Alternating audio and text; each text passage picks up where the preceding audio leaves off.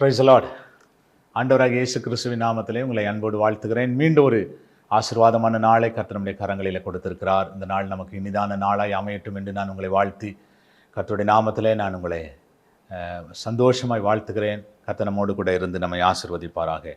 1 தீமோத்தேயுவின் புத்தகம் 6ஆம் அதிகாரம் 10ஆம் வசனம் இப்படி சொல்லுகிறது: பண ஆசை எல்லா தீமைக்கும் வேறாயிருக்கிறது.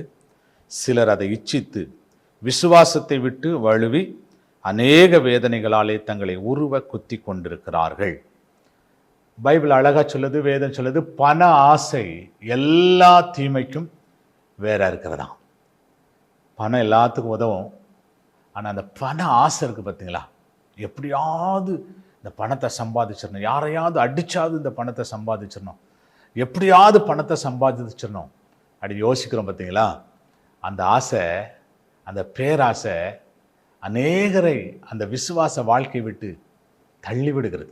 விசுவாச வாழ்க்கையை விட்டு தள்ளி விடுகிறது. தேவ பிள்ளைகளே, நம்முடைய வாழ்க்கையில் பணம் தேவை, பணம் தேவை. ஆனால் அந்த பணத்துக்காகவே ஓடிக்கொண்டிருப்பாங்க ஒரு கூட்டம். பணம் பணம் பணம், அவங்க வாழ்க்கையில் எல்லாமே பணம், எதுக்கு எடுத்தாலும் பணம், யாரை பார்த்தாலும் பணம். இதில் என்ன ஆதாயம் வரும், இதில் என்ன ஆதாயம் வரும். ஆமாம், பண ஆசை. ஆண்டவரோடு கூட இருந்த 12 சீஷர்களில் யூதாசுக்கு பண ஆசை. 30 வெள்ளிக்காசுக்காக அவன் ஆசைப்பட்டு மேன்மை இழந்தான். அப்போஸ்தல மேன்மை இழந்தான், ஆசீர்வாதத்தை இழந்தான், நித்தியத்தை இழந்தான், எல்லாவற்றையும் இழந்து அவன் வாழ்க்கை பரிதாபமாய் மாறி போனது. ஆகவே தேவ பிள்ளைகளே, ஆண்டவன் நமக்கு கொடுத்துருக்கிற பணம் எந்த வழியில் வருது என்பதை பார்க்கணும். நம்ம பணம் சம்பாதிக்கிறோம் இல்லையா, பணத்துக்காக ஓடிக்கொண்டிருக்கணும் இல்லையா. அந்த பணம் எந்த வழியில் வருது, யார் மூலமாக வருது? உண்மையிலே நம்ம வாங்குகிற பணம், நம்ம அந்த பணத்துக்கு உழைப்பு இருக்கிறதா, அதற்காக உழைச்சிருக்கிறோமா? ஆமாம், அந்த பணம் உண்மையாக இருக்குமா, உண்மையான வழியிலிருந்து வருதா அப்படின்னு பாருங்களேன். அப்படி யோசித்து பாருங்கள்.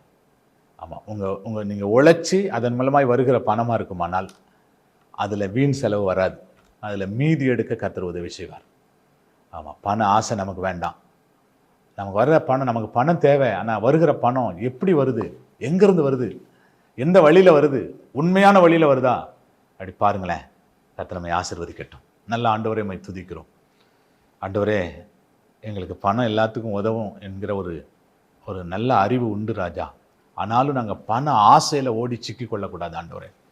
ஆண்டவரே, இவ்வளோ போட்டால் இவ்வளோ வரும், அதை போட்டால் இது வரும் அப்படின்ட்டு போய் நாங்கள் சிக்கி கொள்ளாதபடி கர்த்தரை மாத்திரம் சார்ந்து வாழ எங்களுக்கு உதவி செய்யும். கிருபையில் ஒப்புக் கொடுக்கிறோம். இயேசுவின் நாமத்தில் வேண்டிக் கொள்கிறோம் நல்ல பிதாவே. Amen, amen. Praise the lord. God bless you. கர்த்தர் உங்களை ஆசீர்வதிப்பார். ஆமென்.